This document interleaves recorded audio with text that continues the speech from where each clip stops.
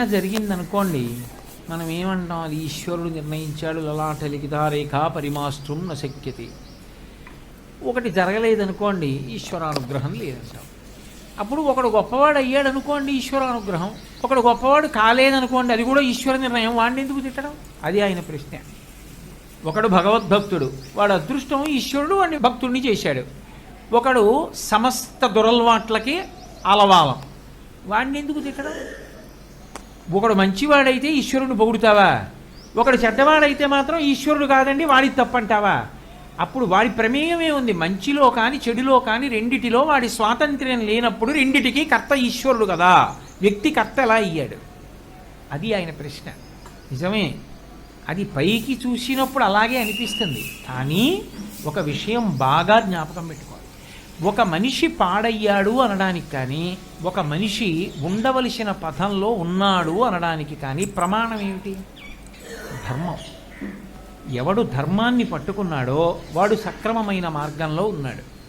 ఎవడు ధర్మాన్ని వదిలేశాడో వాడు వక్ర మార్గంలో ఉన్నాడు. ఇప్పుడు ధర్మాన్ని ఎందుకు వదిలేడు అంటే, తన మనసులో పుట్టినటువంటి కోరిక తీర్చుకోకుండా ఉండలేక ధర్మాన్ని వదిలేశాడు. ధర్మమా కోరికయా అంటే, నాకు కావలసినది కోరికయే, ధర్మంతో సంబంధం లేదు.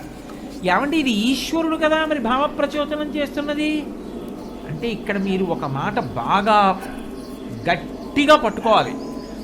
మనిషిని వాసనా బలం పట్టుకుని ఉంటుంది. వాసనా బలము అన్న మాట మీకు తేలికగా అర్థం అవడానికి నేను ఉదాహరణ చెప్తాను.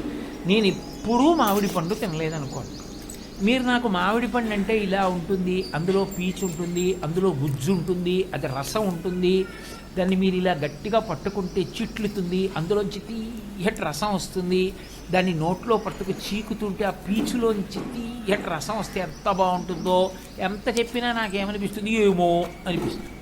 నాకో మామిడి పండు ఇచ్చారనుకోండి, నేను తిన్నాననుకోండి, నా మనసు ఆ అనుభవాన్ని దాచుకుంటుంది.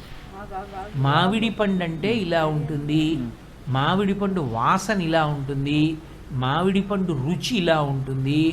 రుచి అంటే అనురక్తి, వాసన అంటే దాని అనుభవం. రుచి అన్న మాటకు అర్థం దాని యొక్క రుచి అని కాదు, రుచి అంటే అనురక్తి. వాసన అంటే అది అనుభవించిన తరువాత ఆ అనుభవం తనకు ఎలా అనిపించిందో దాన్ని దాచుకుంటుంది. మామిడి పండు తింటే బాగుంది, అరటి పండు తింటే బాగుండదు, అంటే తన మనసుని బట్టి నిర్ణయించుకుంటుంది. ఇది ఏం చేస్తుందంటే, ఒకదాని మీద ఒకటి, ఒకదాని మీద ఒకటి, ఒకదాని మీద ఒకటి కొన్ని కోట్ల వాసనలు రికార్డ్ చేస్తుంది మనసు. అలా ఎన్ని వాసనలు ఉంటాయో పుట్టిన దగ్గర నుంచి. అందుకే చూడండి, పుట్టినప్పుడు అమ్మ తప్ప ఇంకేం అక్కర్లా, తర్వాత నాన్నగారు, తర్వాత స్నేహితులు, తర్వాత పాఠశాల,